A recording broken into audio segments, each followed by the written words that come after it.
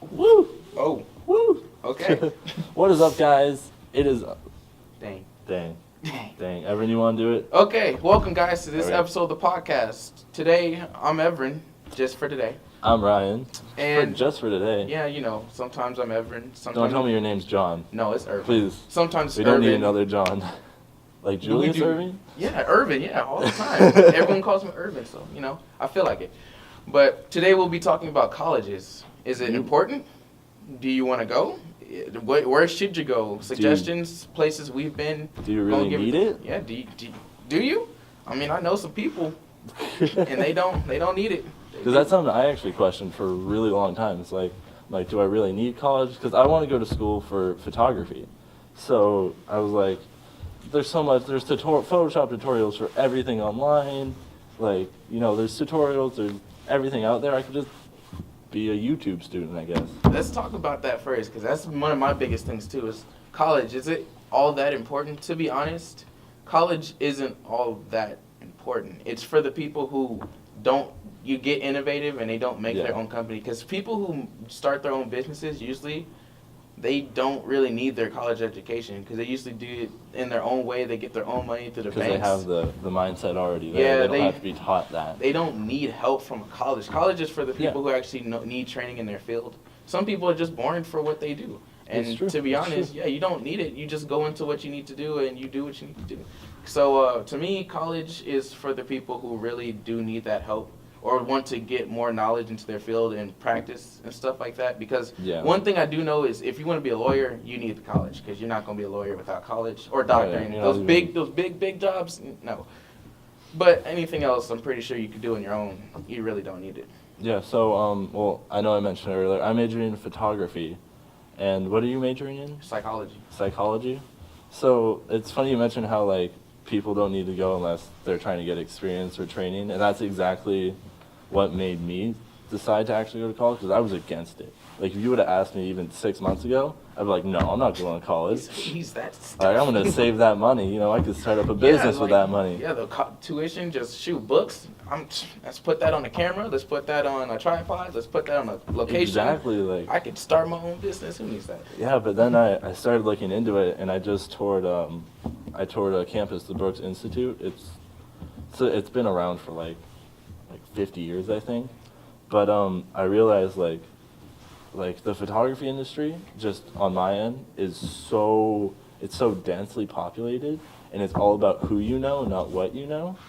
It's always been like that for most businesses, because, you know, you may know a lot, but you get there and you have no connections, and it's going to be hard to start up your business, because no one wants to start hiring somebody they know nothing about. Yep. So you get there and you're like, I'm a great photographer. They're going to go, how do I know?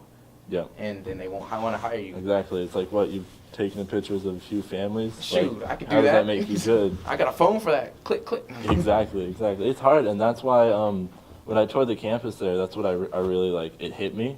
Like, I had, like, that aha moment. I was just like, holy crap, dude, I really need this. Like, I need the experience. I need these guys. One really famous photographer, I can't think of the name off my head, but like, they get an internship. She like chooses a student from the university each year, or institute, and then that's her assistant for the next year. Wow. And it's like, she does like, I think like Sports Illustrated stuff and all that, so it's a huge thing. So I'm just like, and it's only an internship? Yeah, it's a paid internship. Oh, okay, as long as it's paid. I was like, I hope she doesn't just drag you around for a year and just like, you learned something, didn't you? Yeah, like, okay, well, thanks for all your about free... to say, like, whoa, what? All your free work, yeah.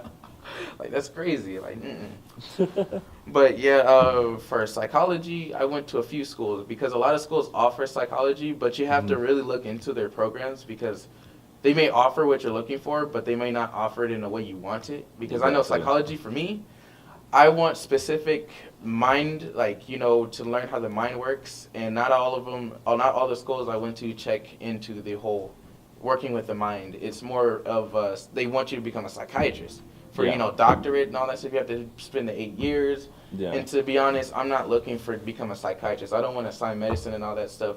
I really just want to work with people in their mental state, but not have to go through all that Yeah, like, here's some prescription for tell some me how medicine. you feeling. Yes, very It nice. sounds like you have something wrong with you. Here's Yeah. more medicine that I can give you besides the other medicine they've already been giving you for the past 18 years. Yeah, I know.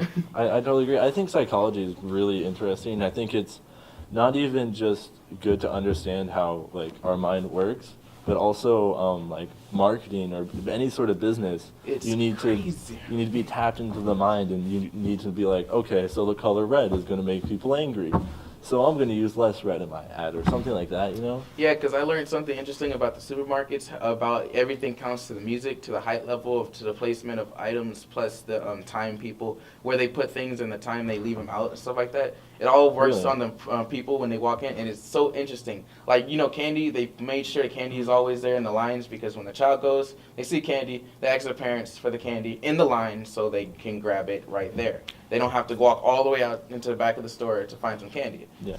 And then placement, where you put the toys, they make sure the toys, the best-selling toys, are usually closer to the bottom, because the kids see them first. Parents don't see them because they're looking up here. And they're usually the more expensive Yeah, ones. the too. more Yep. expensive ones are right there, where the kids are like, "Oh, Dad, Mom, can I see this? Like, you know, can we get this?" And they nag them, until finally they break and they buy the toy, which is why they're best sellers. Yeah, the $50 one versus like the little $2 toy that was Yeah, right there's above like it. that crappy thing up there. You don't want that. You want this way down here where your kid can see it. And it was so interesting. The music, you know, you want music that would appeal to people. It's not going to appeal to everybody, but it will get you feeling like a shopper sense. Something that gets you just kind of like in a little groove, you know? Makes you want to spend money. And I think, psychology and marketing, I don't think people realize it, but it goes so close. Like I feel a good marketer is a great psychologist. The best, to The be best, honest. The yep. best. That's the only way you can get into people's minds, is knowing how to get into their mind. Yeah. So let's steer back onto colleges. So you've toured a couple campuses. I've only toured the one that I've been to. And what are some things that you see across the board, things that you really like and you wish you saw it more, or things you didn't like? Well, for me personally, I would feel a smaller campus is not always the best thing, but it can be great. Because for me, I love smaller campuses.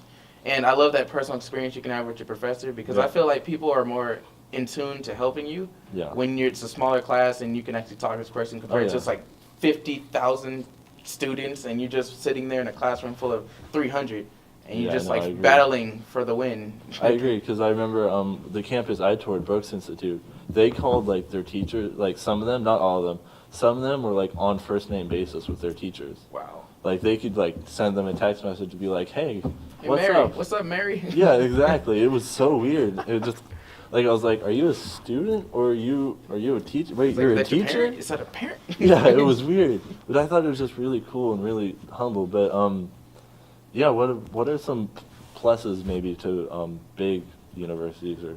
Well, bigger universities offer more diversity. I feel diversity is a great thing, because when you go to a home school, you go to your home university, most people like to stay in their home because the tuition costs, but you don't get to venture out, you don't get to see many things, you don't get to know many people, so you're stuck in your hometown with all these people you probably already know. But then when you go to a huge university, you get a lot of different cultures. You get people from like India, you get people from Africa, Asia, all these different cultures, different religions and everything. You learn more than your college would like you to, would teach you under your tuition and all that stuff. Yeah. So I feel like bigger equals more diversity. It's great. I like it. Yeah, no, I agree. But it's also sort of that thing where there's so many kids, it's hard to establish. Like, you'll get a few personal connections, but it's all just kind of acquaintances. Yeah, you're just walking by him, you see him, you're like, hey. Like, hey, how's it going? Hey, see you. Like, that's even here in high school. Like, I get that a lot. It's awful here. I know. We need more connection. I feel like people need to be more connected, especially in college. You need lots of friends, because you need people to rely on when you're in a pinch. You will be in a pinch, guaranteed. Oh yeah, and especially if you're studying like any sort of art, your projects are gonna cross over. So you're gonna need to know. Let's say you're a video guy, you're gonna need to know some kid in the audio engineering program or some kid in the graphic design program to help you out and get the best product that you're happy with. Because if you don't have that friend to help you out, then you might as well count that class as a fail. Exactly. You're not getting the best out of your money. You're wasting your money. And I will never sit there in college and waste my money. Yeah, and definitely waste time as well. You could be doing something way better with your life. And the one thing you want to look for, honestly, is what exactly is the tuition cost. And you got to look at the rise, because tuition grows on the rise very quickly. Like, you may pay $7,000 for this year, but you may pay $10,000 next year, and it goes up. So you want to look at your certain college, look at the tuition, how it rises and how it decreases and everything, because that's very important for your next semester and all that stuff. Yeah, I agree, and I definitely think there's sometimes you definitely got to be very aware of what you're doing. Don't, like, I've seen looking at like the prices of different schools and stuff.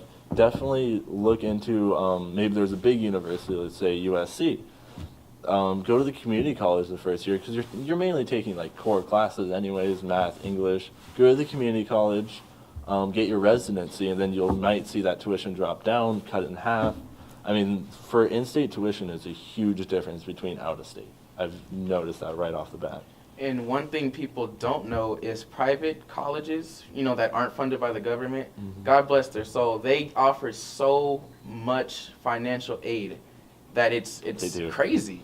And I know I went to USC, and their beautiful campus, everything, it's gorgeous. And they offer a lot of financial aid, like as I said, and it's more personal. It's a lot more personal than I thought. And it's great, because my friend from my church actually went and applied for a lot of financial aid, and they gave her a full ride, literally a full ride, because she met the criteria. They had the money, and they just handed it to her. It wasn't because of a sport or anything? It No, was just it was GPA, academics, straight Really? up. She was smart. Well, not even, she wasn't the brilliant mind. She wasn't an Albert Einstein or anything. She was just, she had the GPA and everything. That's interesting, because a lot of times you hear it's just about the athletes get the rise, the athletes, get all this money from the schools, the athletes. But that's pretty awesome. I didn't realize that. It's kind of like a rare thing, I feel like. Yeah, it's very something you should look at. Private colleges definitely offer more help for people who need it. So that's why I went to different private institutes and HBCUs. And if you don't know what an HBCU is, a historical black college or university, and they're great for all that stuff, because there's a lot of them, and they're not mainly black students. So don't think that stereotype. But Oh God. yeah, they're very good at what they do, and they're mainly for blacks, but not strictly. Yeah, no, I don't want, just to be clear, I don't want people getting the wrong idea of be like, it's a school only for blacks. It is not. They're just Predominantly. Yeah. Do they even have schools like that? I know they have like women's boarding school or men's boarding school, but college-wise, is that really a thing? It's not even legal, to be It's honest. not? It's not Well, legal. not race-wise, yeah. Yeah, it's not legal, but yeah, if it's predominantly, yeah, it's okay, because not a lot of non-black people apply for that school. But, it's just how it usually pans out, is the diversity is strictly to... What's roughly, have you decided where you're going yet? I'm definitely going to JCSU. I'm sorry, it's hard to say sometimes, but No, it's all good. JCSU, John C. Smith University in North Carolina. I was slurring my words earlier, but what's like roughly the student body? It's mainly your black people. I didn't want to say it What's the size roughly? Oh, it's about, I think, what was it? They said the campus is about 3,000 to 4,000 students. Wow. So mine's not even that. Mine's like probably 1,000 at max. That's actually really small. That's good. Yeah. That's really good. It's nice though. It's really cool. But I think small universities are just What you're looking for. it's more for me. I want a personal experience. Yeah. Yeah. But I think that concludes our episode for today. Colleges, you probably don't need it, but if you're looking for a really big major and anything, then you want to go look. Yeah, if you're definitely question it, like we obviously did, before you go in there. And just quickly, we were mentioned in the school newspaper, so that's pretty cool. We have a really... Yeah, they have a school newspaper. Holy Cracker Jacks. There's a really bad selfie that I took in there, and yeah, so I thought that was pretty cool. Definitely. This guy. Yeah, we're hanging that on the wall. So yeah, that's basically it, guys. Colleges. So yeah, Signing off. I'm Okay. Ryan. I'm Evrin for today. See ya. For today. For this class, kid. For this class.